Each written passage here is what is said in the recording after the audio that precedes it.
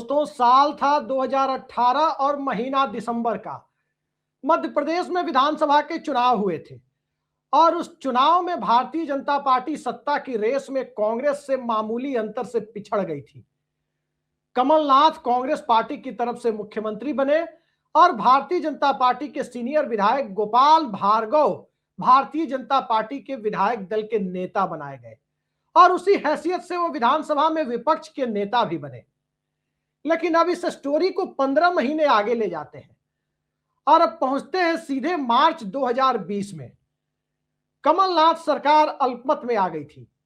कारण था कांग्रेस में सिंधिया गुट की बगावत और उसके बाद कमलनाथ को मध्य प्रदेश की सत्ता छोड़नी पड़ी।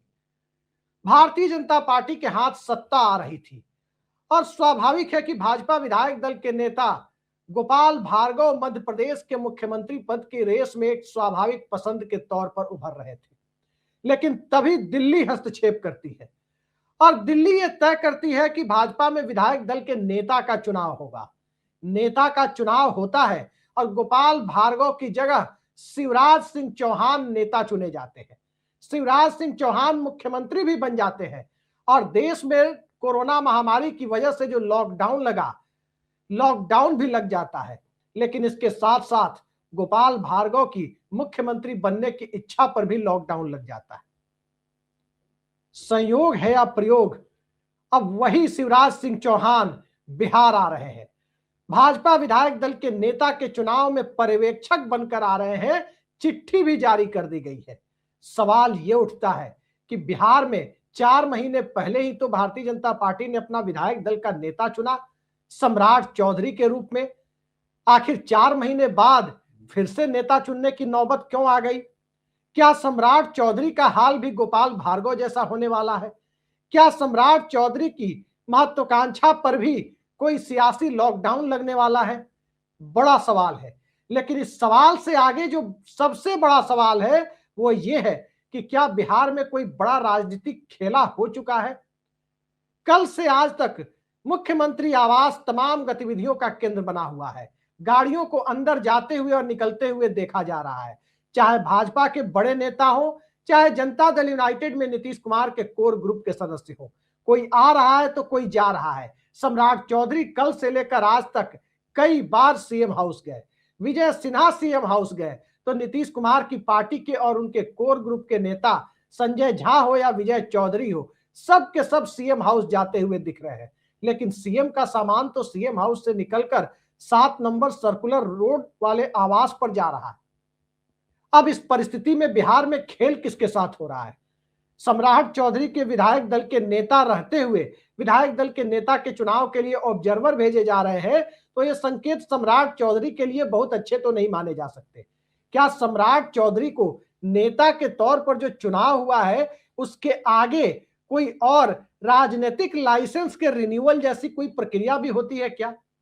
आज तक तो ऐसा कभी नहीं सुना गया कि नेता पद के पर किसी व्यक्ति के आसीन रहते हुए नेता के चुनाव के लिए ऑब्जर्वर नियुक्त किया गया हो। नेता का चुनाव तब होता है जब किसी स्थापित नेता को हटाया जाता है, या फिर नेता का चुनाव तब होता है जब विधानसभा चुनाव के बाद नई विधानसभा गठित होती है। उस वक्त जिस पार्टी के पास भी एक से ज्यादा विधायक होते हैं वो सब अपने अपने विधायक दल का नेता चुनते हैं और जिनको मुख्यमंत्री या नेता विपक्ष बनना होता है वो तो नेता चुनने में कुछ ज्यादा ही सावधानी बरतते हैं। तो क्या 4 महीने पहले ये सावधानी नहीं बरती गई? सियासत का खेल सिर्फ यहीं तक नहीं है। और क्यों कहा जा रहा है कि बिहार में बड़ा राजनीतिक खेल हो चुका है, उसे समझने के लिए एक चिट्ठी को देखिए और उस चिट्ठी के साथ लगे हुए ट्वीट को देखिए। एक मीडिया पोर्टल का ये ट्वीट है। उस ट्वीट में बिहार की में 14 अप्रैल को होने वाली कैबिनेट बैठक को नीतीश कुमार के कैबिनेट की आखिरी बैठक बताया गया है और उस ट्वीट को कोट करते हुए राजद के राज्यसभा में नेता मनोज झा ने ट्वीट किया है और साफ कह रहे हैं आखिरी बैठक होने की संभावना, उस पर अभी वो कुछ कहने के लिए तैयार नहीं है। तंज भरे अंदाज में कह रहे हैं कि ये आखिरी बैठक हो सकती है क्या। आप इस ट्वीट को देख सकते हैं मनोज झा ने क्या कहा है और उनके अंदाज को भी देख लीजिए। अब सवाल ये उठता है कि आखिरी बैठक मीडिया मान रही है कि नीतीश कुमार की कैबिनेट की होगी। हमें भी लग रहा है कि नीतीश कुमार की कैबिनेट की आखिरी बैठक हो सकती है। इसलिए हो सकती है क्योंकि सीएम हाउस से सामान शिफ्ट किया जा रहा है। मुख्यमंत्री 30 मार्च को विधानमंडल की सदस्यता छोड़ चुके हैं और राज्यसभा सदस्य के तौर पर शपथ ले चुके हैं।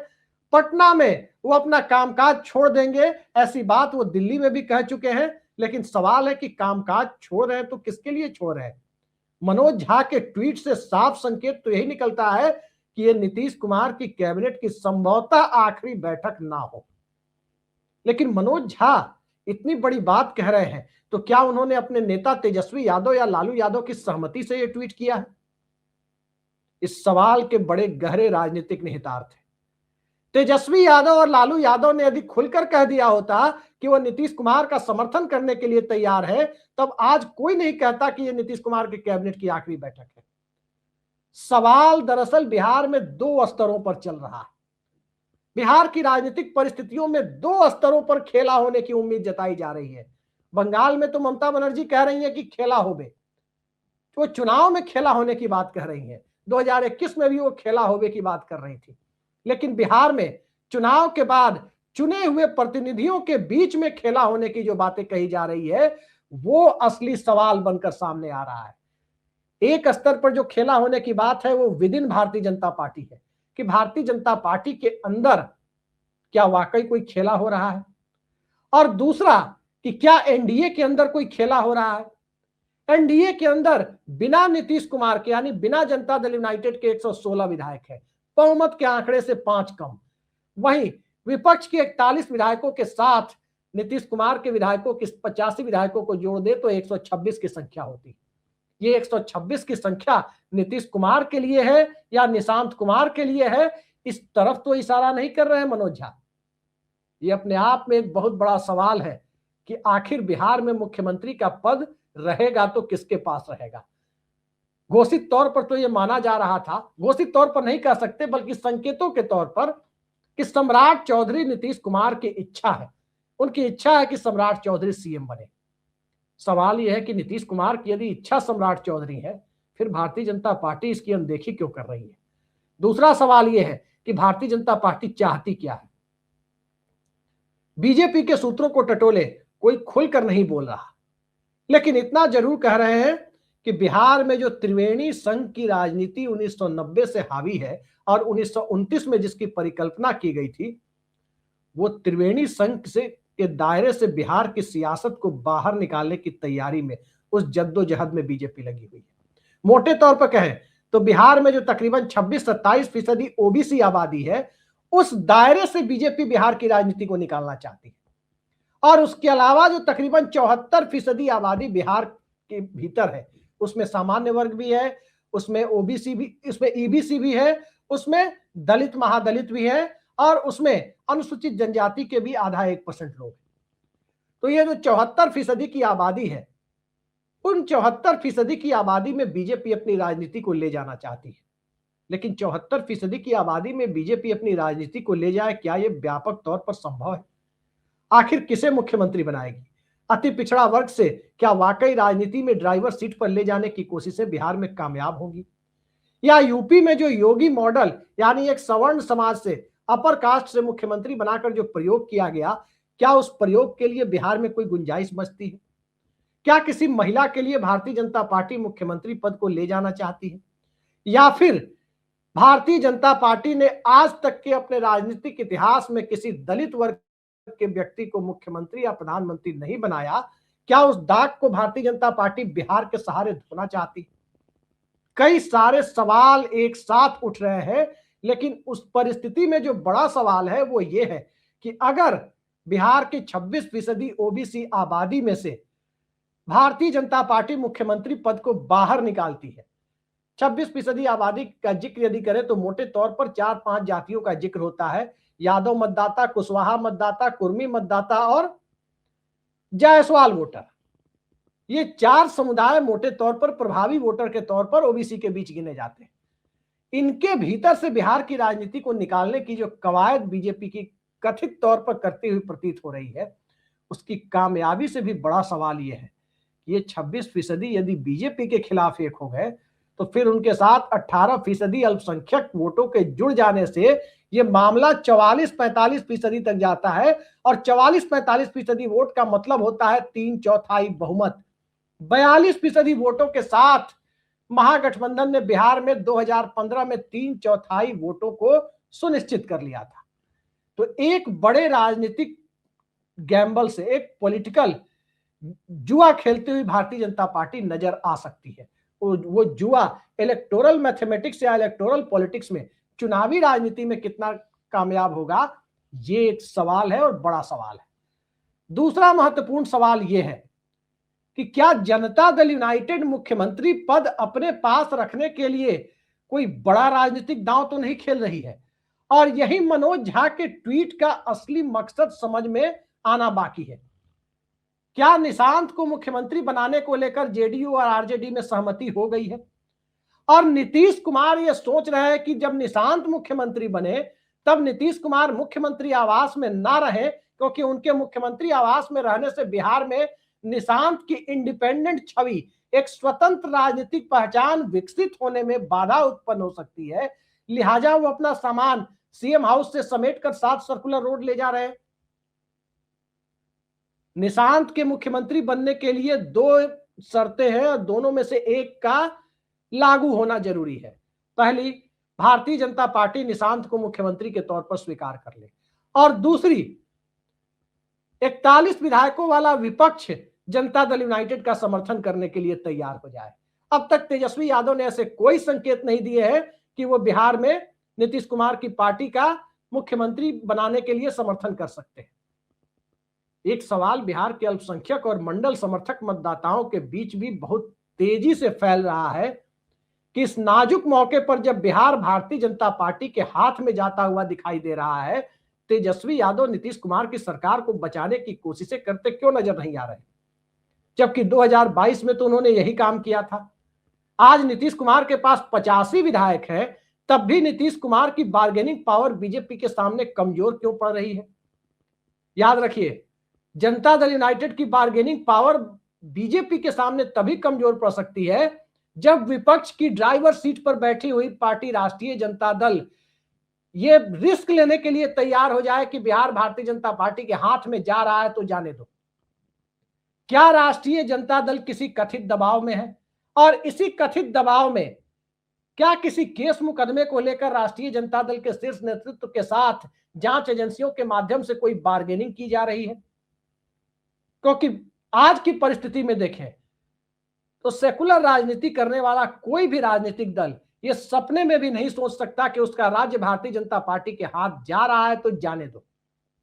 43 विधायकों वाले नीतीश कुमार भारतीय जनता पार्टी की बार्गेनिंग पावर के सामने नहीं झुके थे, तो उस वक्त सबसे बड़ा कारण यही था कि लालू यादव और तेजस्वी यादव किसी भी वक्त उनका साथ देने के लिए खड़े हुए थे। आज की तारीख में पिछले 1 महीने बल्कि पिछले 40 दिनों से जो घटनाक्रम चल रहा है, होली के दिन से ही जो घटनाक्रम चल रहा है, उसके बाद से अब तक एक भी बयान राजद के शीर्ष नेतृत्व की तरफ से नहीं आया कि वो नीतीश कुमार के साथ आने के लिए तैयार है, वो सांप्रदायिक ताकतों को रोकने के लिए कोई भी कुर्बानी देने के लिए तैयार है। इस तरह का जो रटा रटाया जुमला होता था, ऐसा कोई जुमला अब तक राष्ट्रीय जनता दल के शीर्ष नेतृत्व की तरफ से नहीं आया। चाहे आप 2000 के पहले की बात करें, लाल कृष्ण आडवाणी की मंदिर आंदोलन के समय जो समस्तीपुर में गिरफ्तारी हुई, उसके बाद से लेकर 2022-23 तक जो स्थिति थी, उसमें राष्ट्रीय जनता दल का स्टैंड बड़ा क्लियर था। जिस वक्त मुलायम सिंह यादव ने 1999 में सोनिया गांधी को कांग्रेस के नेतृत्व में बनने वाली सरकार का समर्थन देने से मना कर दिया था, उस वक्त भी लालू यादव ने मुलायम सिंह यादव के साथ मिलकर बनाया गया राष्ट्रीय लोकतांत्रिक मोर्चा तोड़ दिया था, सोनिया गांधी के समर्थन में खड़े हो गए थे भारतीय जनता पार्टी के सामने। और वही जुमला होता था, वही तथ्य सामने रखे जाते थे कि सांप्रदायिक ताकतों से लड़ने के लिए हम कोई भी राजनीतिक कुर्बानी देने के लिए तैयार है। आज राष्ट्रीय जनता दल की तरफ से तो ऐसे बयान नहीं आ रहे, लेकिन मनोज झा जो ट्वीट कर रहे हैं वो किसी अंदर खाने की रणनीति की परतें खोल रहा है, या मनोज झा अपनी राजनीतिक बेबसी का सार्वजनिक प्रदर्शन कर रहे हैं?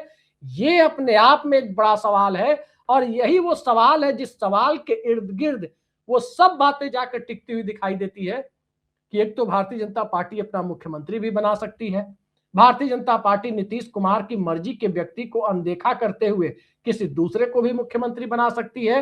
मोटे तौर पर कहें तो भारतीय जनता पार्टी बिहार में जो चाहे कर सकती है। इन परिस्थितियों के लिए 2024 में भाजपा के साथ आए नीतीश कुमार भी उतने ही जिम्मेदार माने जाएंगे और उतने ही जिम्मेदार बिहार में विपक्ष की ड्राइवर सीट पर 25 विधायकों के साथ बैठे हुए 41 विधायकों का एक तरह से नेतृत्व कर रहे तेजस्वी यादव भी माने जाएंगे, लालू यादव भी माने जाएंगे।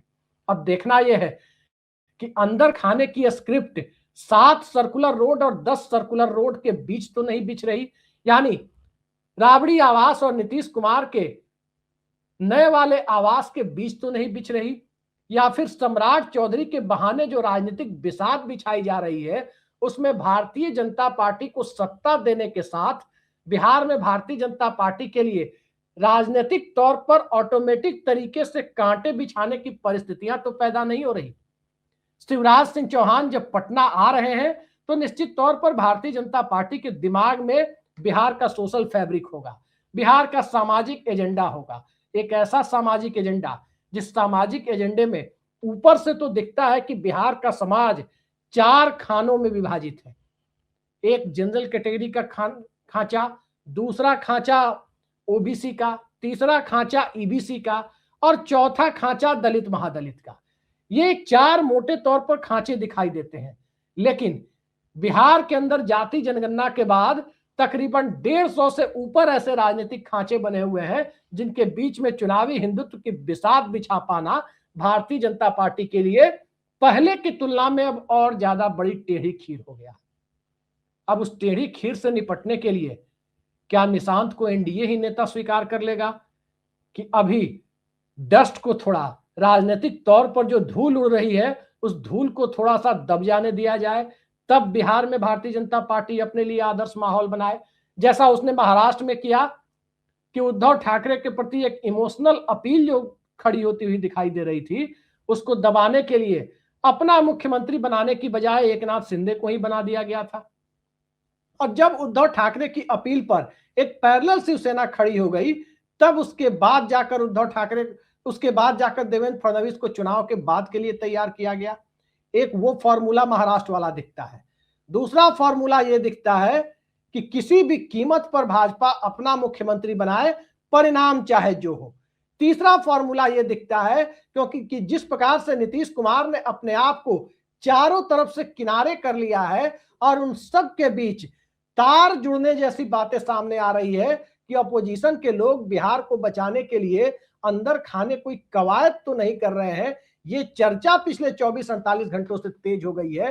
तब सवाल ये उठता है कि क्या बिहार में पॉलिटिकल फॉर्मेशन एक बार फिर से चेंज तो नहीं होने वाला है, राजनीतिक बिसात का केंद्र एक बार फिर से बदलने वाला तो नहीं है। यही वो सवाल है और इस सवाल के बीच आखिरी बात जो कहना बड़ा मौजू हो जाता है वो ये है कि भारतीय जनता पार्टी का मुख्यमंत्री बनने का साफ मतलब है कि बिहार के अंदर सेकुलर राजनीतिक दलों के लिए एक नई चुनौती पेश होना, और उन सेकुलर राजनीतिक दलों की इस नई चुनौती के बीच क्या भविष्य में निशांत और तेजस्वी एक होकर मुकाबला करेंगे, ये एक सवाल है, और क्या वाकई कर भी पाएंगे। दूसरी परिस्थिति यह है कि क्या मंडल फोर्सेज को एक होने से रोकने के लिए भारतीय जनता पार्टी खुद ही अपने कदम को पीछे खींच लेगी। देखते हैं क्या होता है। शिवराज सिंह चौहान पर्यवेक्षक बन के जब आ रहे हैं, ऑब्जर्वर की भूमिका निभाने आ रहे हैं, तो स्वाभाविक है कि जिसे वो नेता चुनवाने के लिए आ रहे हैं, जिसकी पर्ची निकालने के लिए या निकलवाने के लिए वो आ रहे हैं, कहीं ना कहीं उस पर्ची के साथ भारतीय जनता पार्टी के लिए बिहार में बड़े जनाधार का दरवाजा खोलने के लिए एक ग्रीन सिग्नल होगा, या भारतीय जनता पार्टी के लिए एक पॉलिटिकल डेथ वारंट जैसी स्थिति होगी, उस पर्ची के खुलने के साथ ही स्पष्ट होगा। पहले सवाल तो यह है कि पर्ची खुले तो सही। देखते जाइए सियासत की पर्ची किसके नाम खुलती है, और सत्ता की पर्ची और सियासत की पर्ची के बीच में कहीं कोई बड़ी चौड़ी खाई तो नहीं बन रही है, जिस खाई को पाटने की दिशा में अंदर खाने कोई बड़ी बिसात बिछाई जा रहे हैं। बिसात कैसी बिछेगी कहना मुश्किल है। इंतजार करते हैं और देखते हैं कि इस खेल की दशा और दिशा क्या होती है। आज के लिए इतना ही। नमस्कार।